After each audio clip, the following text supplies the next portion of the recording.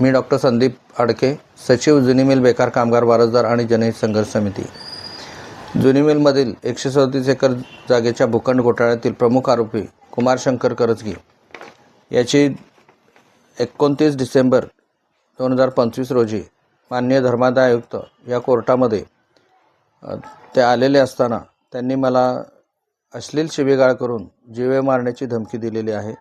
भर कोर्टात हा प्रकार झालेला होता आणि ह्या केस संदर्भातच मी सुद्धा तेथे आलेलो होतो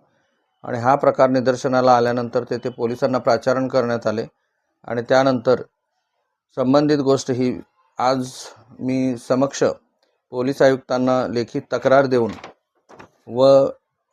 ह्या केसच्या बाबतीतील कुमार शंकर करजगी हा इसम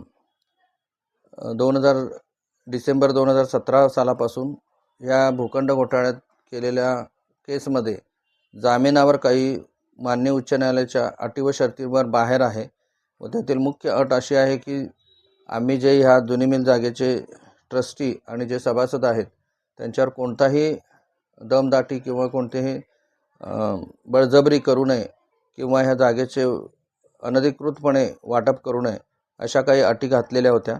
या अटी शिथिल करण्याबाबत व त्यांचा जामीन रद्द करण्याबाबत मान्य उच्च न्यायालयात दावा दाखल झालेला होता आणि 2025 फेब्रुवारी रोजी या अटी कोणत्याही शिथिल न करता उलट मान्य उच्च न्यायालय मुंबई यांनी कुमार करजगी याने या अटी पूर्णतः पाळाव्यात असे पुन्हा सांगितलेले आहे आणि असे असताना देखील कुमार करजगी याने भर कोर्टामध्ये मला दमदाटी आणि जीवे मारण्याची धमकी दिल्यामुळे मी आज पोलीस आयुक्त